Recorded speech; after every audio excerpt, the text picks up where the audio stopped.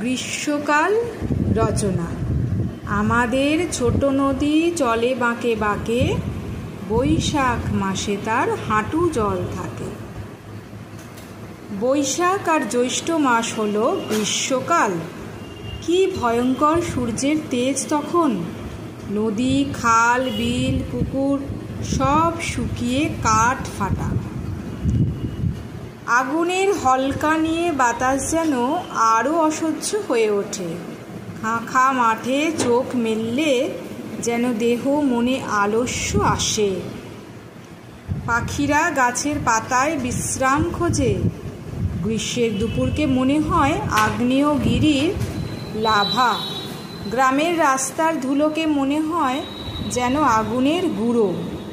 আর শহরের রাস্তার পিচ গলে গিয়ে বীভৎস আকার ধারণ করে। সবুজ বনানী যেন মুষড়ে পড়ে। মানুষ ঘরবন্দি হয়ে পড়ে। সন্ধ্যার পর তবে একটু শান্তি পাওয়া যায়। তখন বাতাস বেশ ভালো লাগে। গ্রীষ্মের বিকেলে কালবৈশাখী ওঠে। এই ঝড় খুব ভয়ঙ্কর। বাড়ি ঘর গাছপালা সব তছনছ করে দিয়ে যায়। বৈশাখ মাসের 1 তারিখ হলো বাংলা নববর্ষ। এই দিন দোকানে দোকানে হালখাতা শুরু হয়। পুরনো হিসাব পিছনে ফেলে মানুষ নতুন বছরের দিকে যাত্রা শুরু করে। গ্রীষ্ম মূলত ফলের ঋতু। আম, জাম, কাঁঠাল, পেয়ারা, বাতাবি লেবু, আনারস প্রভৃতি রসালো ফল পাওয়া যায়। বেল, জুঁই, রজনীগন্ধা ফুলের সুবাসে বাতাস ভরে যায়।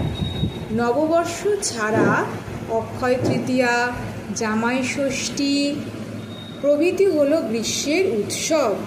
গ্রীষ্ম আসলে চাষ শুরু করার ঋতু।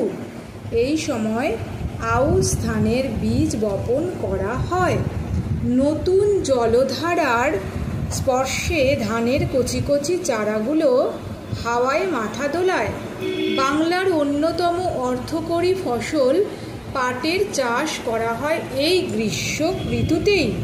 বাংলার ঋতুচক্রের প্রথম ঋতু হিসাবে গ্রীষ্মই সৃষ্টির বার্তা বহন করে আনে। নমস্কার সকলকে। ভিডিওটি ভালো লাগলে লাইক, কমেন্ট এবং সাবস্ক্রাইব করে দেবেন।